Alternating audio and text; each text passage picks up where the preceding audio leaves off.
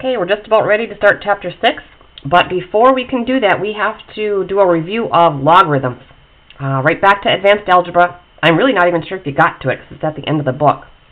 So this section is not in your book at all. It's right out of advanced algebra, and it's just logarithms. So we're going to do a quick review of them, and then we'll move on to Chapter 6 tomorrow.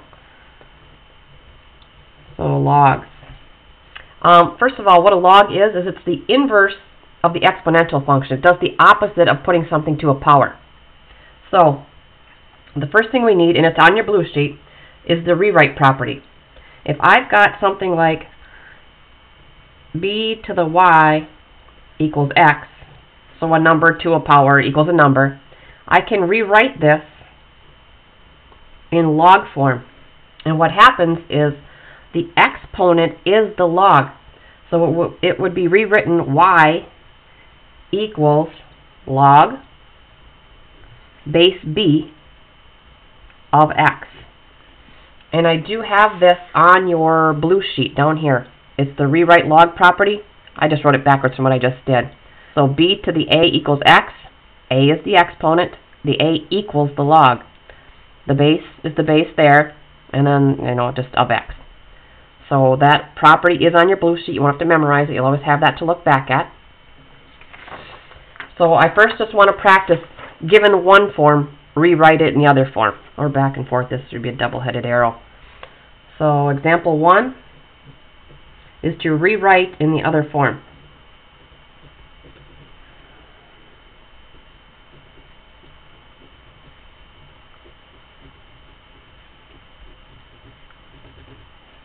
So first one, if I had 2 to the third, you know that equals 8. And I asked you to rewrite that as a log, it would be the exponent 3 equals the log, my base is the same base here, of 8. Practice another one. Given a log base 4 of, let's go 1/16 equals -2. So what this is saying, remember the log equals the exponent. This is my exponent. So, and the base is 4. So what it's saying is 4 raised to this exponent equals this number. So it's just remembering where each of the three parts is going. Just remember though, the log equals the exponent. I know this is my exponent. So 4 raised to the -2 equals 1/16.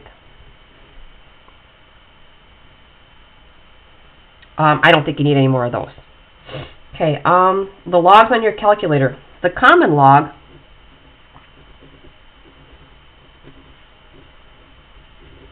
is log base 10. Our number system is a base 10 number system. And that is your log button on the calculator right here. So when you see log, it's automatically base 10. Because it's the most common one, we don't put the 10 down there. Just like on the square root's the most common one, we don't put the 2 right there by the square root. We automatically know it's that 1/2 power, so there's a 2 sitting there. But log is the same thing, base 10. So that's your log button on your calculator, and there's no number there. The natural log, which is also used quite a bit, and it's mostly in the financial world. I shouldn't say mostly, but it is used in the financial world. That's log base E. And that one does come up quite often, so they gave it its own symbol. And its symbol is ln for natural log.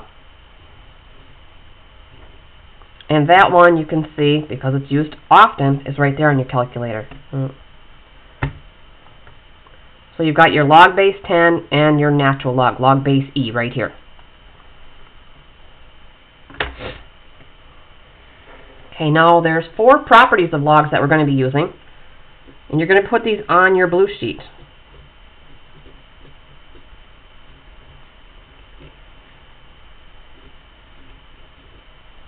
And the base can be anything. So if they work for base 10, base E, base whatever. I'm just going to write them on here instead. So the properties of log and natural log, and I should just put log base n here because it works for all logs. Okay, the first one, if you have the log base b, doesn't matter, of a product, x times y, you can expand this to the sum of the two logs. It's the log base b of x plus the log base b of y. So if you have the log of a product, it expands to the sum of the two separate logs. Okay, the second one, log base b of a quotient, x divided by y. So just think about it. If a product went to a sum, a division's going to go to a difference. So it's log base b of x minus log base b of y. Okay, the third one, the log base b of x raised to a nth power. So that what happens here is this power can come down out in front as a multiplier. So it's n times the log base b of x. And then the last one, log base b, well actually log base, well anything b, of 1 equals, so if you think about it, remember this is my exponent. If I had any number, well, any number raised to some exponent has to come out equal to 1. What is that exponent? Think about it. If it was 5, 5 to what power equals 1? Or 10 to what power equals 1? 18 to what power equals 1? And that power, anything raised to the 0 power equals 1, if you remember that from algebra. Okay, so you've got your 4 log properties that we're going to be using now. The rest of this is going to get filled in later in the chapter. So for today, we're going to focus on these 4 rules. Okay, first of all, some misconceptions on these. This first one, notice it's the log of a product equals the sum of the two logs. This is what I've seen in the past. So I'm going to write down the misconceptions here. They catch me all the time too. So until you use these over and over and over again, you might make these mistakes. Log base b of x times log base b of y. Because you see this product here, two logs multiplied, people want to make it the sum of two logs.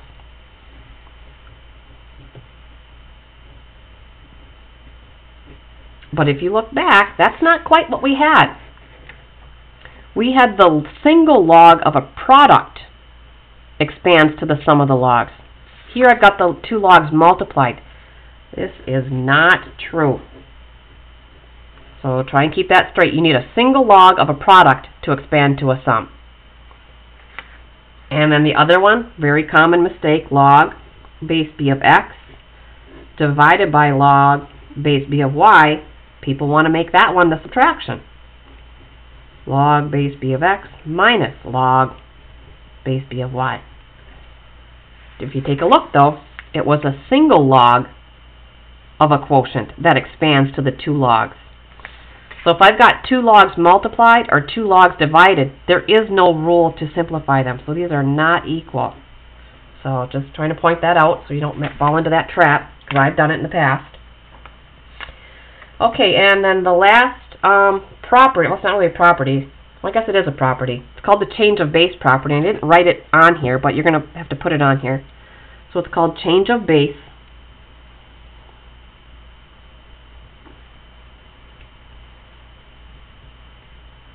And the reason we have this change of base is because most calculators only have the log base 10 and the log base e.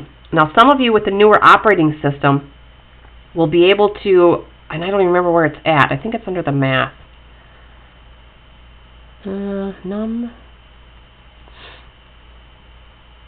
Somewhere you guys have a log where you can put in the base, whatever base number you want.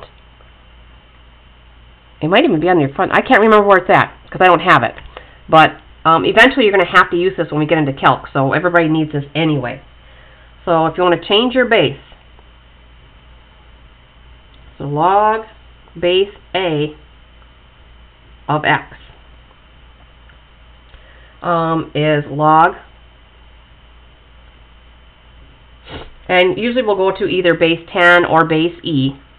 So I'll put, I don't even know what, I'll just put log there for 10 of x over log base 10 of A.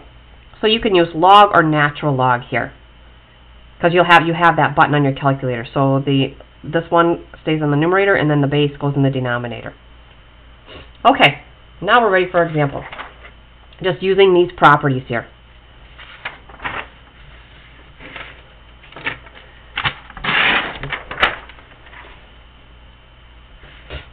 So example 2, use the properties to write as a single log. Write as a single log. So condense it in as much as you can. First one, start easy, 5 log t. So this is a log base 10 because I didn't put a number down there, but that doesn't matter. So the property that I can use to simplify this, I see this 5 as a multiplier out in front. I know that that can come back up as an exponent because of the property 3 that I wrote on your blue sheet. And I'll just real quick. I've got this, a number times the log. I can bring that number up into the exponent spot. So log of t to the 5th power.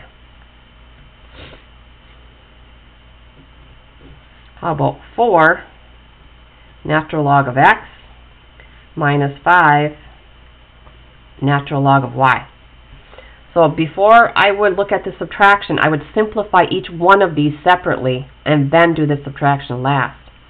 So I would bring the 4 up as the exponent and the 5 up as the exponent here.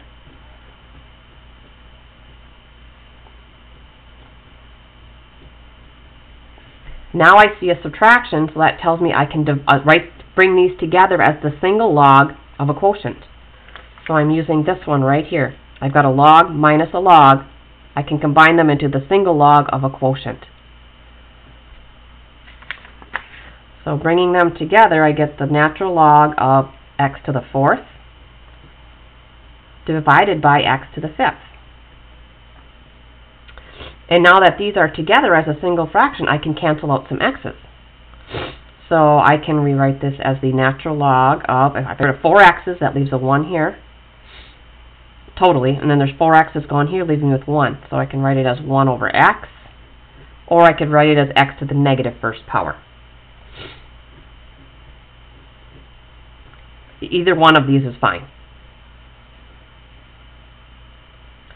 Okay, I think I want to do one more of those. Let me grab my little sheet here.